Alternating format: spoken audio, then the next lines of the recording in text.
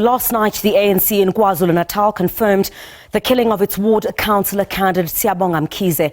He was shot on Friday evening in Cato Crest in eThekwini.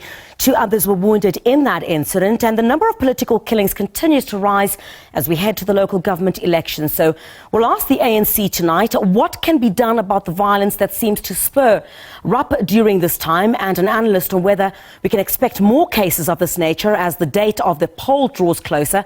Nhlakanipho Ntombela, the ANC Provincial spokesperson, as well as Sandile Swana is a political analyst. Both join me now live. Gentlemen, a very good evening to you. Thanks indeed for your time. Mr. Ntombela, condolences first of all to all of you in the ANC. I understand you also visited the family today. Do we have any further details surrounding the killing of Mr. Mkhize? In fact, I think at this particular point we have political analyst Sandile Swana, who is with us at this time. Mr. Swana, a very good evening to you. Thanks indeed for your time. Comes as no surprise during this time. We've seen this before. Multiple killing of candidates from different political parties as you head to the local government elections, or whether it's national elections. Why has South Africa not been able to nip the bud when it comes to these killings? Yeah, there are several areas of concern. One of the most straightforward one is that we have to accept that this is criminality, which would require very robust crime intelligence in South Africa and a very effective professional police force, which we presently do not have, which is why these killings have persisted probably for close to 20 years now, in the manner that they had. The other one is the economic factor. During this time, since 1994, more especially in the black community, the state and political office has increasingly become the main source of income that is competed for by an almost unlimited number of people. Because the economy and job creation has not been growing, people have got nowhere else to find irregular incomes. So those positions are committed for fiercely to the point of death. I'll come back to you very shortly, Mr. Swana. Mr. Ntombela, let's bring you in. Thanks indeed for your time. Condolences, first of all, to all of you within the party on that loss. Do we have any more details surrounding the killing of Mr. Mkhize? And do we know the condition of those who were injured and taken to hospital? Thank you for the opportunity. Indeed, we can confirm that the candidate Mkhize was killed yesterday. There were 4 in the car, 3 others were injured. As things stand now, 2 have passed on. It's candidate Mkhize and another comrade. So those 2 have passed on. The other 2 are in hospital. They had just finished a door-to-door campaign. They were sitting in the car. Seemingly individual walked about and shot at them randomly, and then they ran away.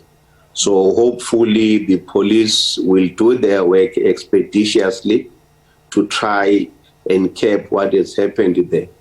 We'll be aware that this is not the first time this has happened in the province. Yeah. It's one thing we've always reiterated, that we think somewhere, somehow, police can do more in preventing such things from happening. But as things stand, we are in this situation. What more, Mr. Ntombela, do you think can be done? You say police can do more, because you do sound concerned. I mean, as the ANC, in September, just last month, there had been an attack in Nanda as well as in Pretoria as well. What more do you think can be done to curb this? Because it's a reoccurrence every single time we head towards an election in South Africa. In Nanda, it happened in broad daylight. People were in the line preparing to vote for their preferred candidate. A car came, it shot at them. Surely someone saw that vehicle as it came in broad daylight and it ran away. The same thing happened today. It happened around about 5 in the evening, and those killers, once they've done what they did, they walked away from the scene. About 500, if not about a kilometer, to a vehicle, which they ran away with. So our point is that somewhere, somehow, while we'll appeal to our communities to cooperate with the police, but we think police can do more in pursuing these matters. As things stand, nothing has happened with regard to the 3 which were killed in Inanda, and other cases where some comrades were killed. There have been no conclusivity either of arrest or any prosecution. So that allows an opportunity for opportunists to continue doing what they do, because they say that they can do it with impunity. Yeah. If police are not doing more to curb these killings, I think we'll face these challenges. But I think we must acknowledge that in the province, out of about 900 meetings were convened selecting candidates, only 1 meeting had that unfortunate incident. And right now, out of all the candidates we had in the province, only 1 where such incident has happened. We don't want to cast aspersions and put any issue, whether it's political or otherwise. We are giving the police the platform to investigate, because when you observe and get the report from the local, seemingly it was a hit. All right. Mr. Swana, these incidents often happen as we draw closer to elections. Can we expect more such incidents? Because it does not seem that police are getting a hand on this. It's been happening, as you said, for over close to a decade, and there seems to be no change. Every time we head towards an election, you've spoken about what fuels this, but this continues to happen.